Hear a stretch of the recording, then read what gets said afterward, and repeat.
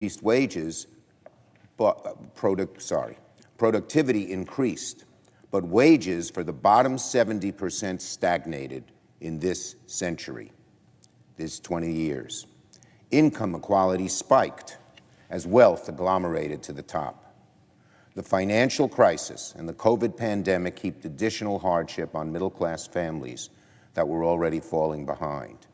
The changes in the world, the swirling changes, economic and social, have made it harder to stay in the middle class, have made it harder to get to the middle class. We Democrats feel an obligation to make it easier for those in the middle class to enjoy that middle class life and stay there, and for those struggling to get into the middle class to have those ladders so they can climb up to get there. These are exciting and fundamental times to be here in the Senate. In short, we have a lot to do to restore the fundamental American promise of opportunity and economic mobility. The faith that through hard work, any American can build a better life for themselves, their families, their children, and then pass even greater opportunity on to their children. That's the American dream. It's been fading. And that's allowed demagoguery and nastiness and divisiveness to become too great a part of our politics. We want to restore that sunny optimism that Americans have always had. And that's why we're so intent on moving forward this month. The idea that Americans can build a better life for themselves and pass greater opportunity to their children is at the heart of what Democrats are trying to achieve this year through the American Jobs and Families Plan. Helping middle-class families stay in the middle class and breathe easier. Helping poorer Americans climb that ladder to get there. And nothing will do more to advance that goal than the bill we're working on this year. The budget resolution agreed to by Democrats on the Budget Committee this week is the first step down a long road towards enacting a transformational change in our economy. It will allow us to pass the most significant legislation to expand support for American families since the era of the New Deal and the Great Society. If not quite Rooseveltian scope, it is certainly near Rooseveltian. It's dramatic change to help average families do better. The best way to understand the emerging legislation is in three broad categories: jobs, which will come through major infrastructure investments; families; and climate.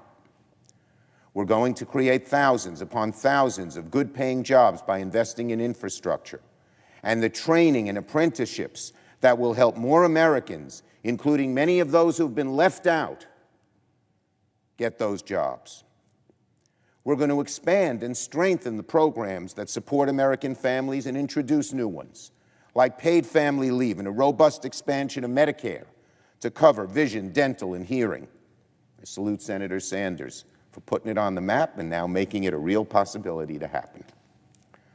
And we're going to act on climate in a bold and comprehensive way to reduce emissions, make our infrastructure more resilient, and create the green jobs of the future, to meet the President's goals of an 80% reduction, of 80% reduction in dirty carbon that goes into energy production, and a 50% overall reduction in the carbon we send to the atmosphere. When Republicans held the majority in the Senate, unfortunately, their signature legislative achievement was a massive tax break for corporations and the wealthy. From one report I read, the top 1% got 83% of the benefits when the Republicans had power. What a difference when Democrats are in power. You know what the top 1% got in the ARP bill? Zero, nada, nothing. They don't, God bless them, they're doing great. They don't need it. Democrats, instead, are strengthening the backbone of the middle class, and that's what we're going to do in this Jobs and Family Plan. American workers, American families are going to benefit while we address the generational challenge of climate change. And as I've said from the start, Madam President, as I've said from the start, the two tracks of infrastructure are going to move in tandem. We're making good progress on both tracks. We in the Democratic caucus heard from the President yesterday on the budget resolution. The meeting was wonderful. The excitement was palpable. The opportunity to do so much good for so many American families was in the air in that meeting. It was exciting. And as that happened, the bipartisan working groups had many meetings on the bipartisan infrastructure framework as well. Today, I'm announcing that I intend to file cloture on the vehicle for a bipartisan infrastructure bill on Monday of next week. Senators will have until Wednesday of next week before the initial vote on cloture on the motion to proceed. Everyone has been having productive conversations, and it's important to keep the two-track process moving. All parties involved in the bipartisan infrastructure bill talks must now finalize their agreement so that the Senate can begin considering that legislation next week. And I am setting the same deadline next Wednesday for the entire Senate Democratic caucus to agree to move forward on the budget resolution with reconciliation instructions. The time has come to make progress, and we will. We must. Now on another issue, marijuana. 20 years ago, roughly a third of the population supported the decriminalization of marijuana. Today, that number is almost 70%. Even deep-rooted South Dakota voted to legalize the adult use of marijuana. Americans' perception of marijuana has justifiably changed. And it's time that Congress caught up and reformed our laws to reflect the popular wisdom and the science. So yesterday, I joined with Senator Booker, who's been such a leader on this issue for so long, and Chairman Wyden, who has been active on this issue as well, our finance chairman, to introduce the Cannabis Administration and Opportunity Act, which represents a monumental change because at long last, it would take steps to right the wrongs of the failed war on drugs. It would remove marijuana from the federal list of controlled substances and expunge the criminal records of those with low-level marijuana offenses. Many states are rapidly moving toward legalization, including my home state of New York. The legislature did that in this past session. These states show the potential for new industries that can give opportunities to long-forgotten entrepreneurs. Our law would establish fair administration so small business and communities of color can get their fair shake in the marijuana business.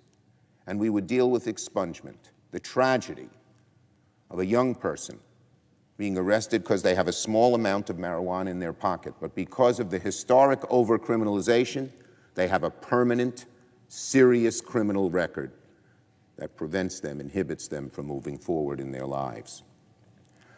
Now, I am the first majority leader to say it's time to end the federal prohibition on marijuana. And as majority leader, I'm going to push this issue forward and make it a priority for the Senate. In short, the Cannabis Administration and Opportunity Act would help the federal government catch up with what much of the country already understands, that we need to rethink our approach to marijuana and end decades of over-criminalization. And on a final matter, the CTC. I have a little chart here.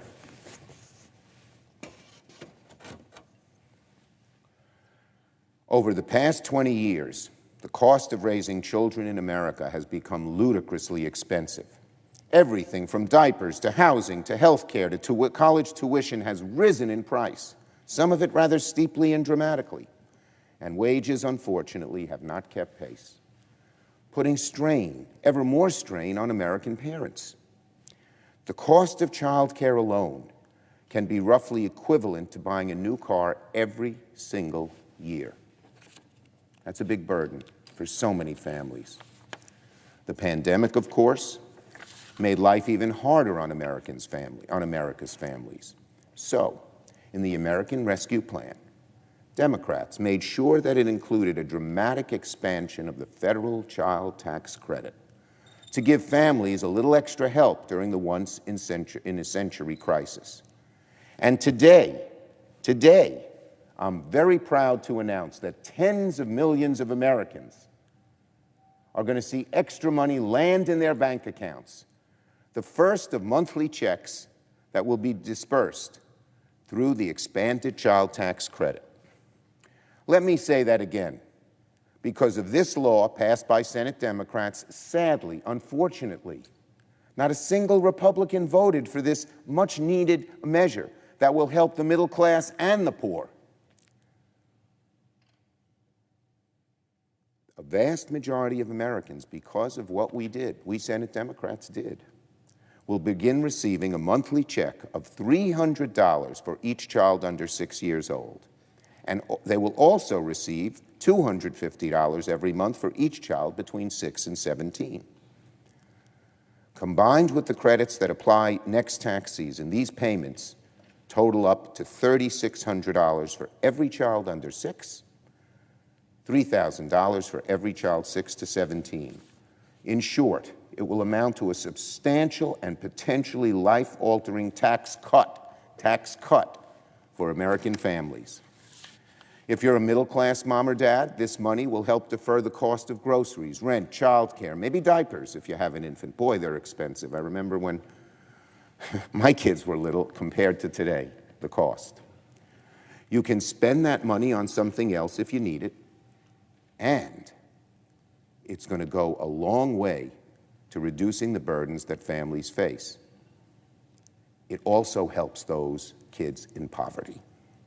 The expanded child tax credit will cut childhood poverty nearly in half.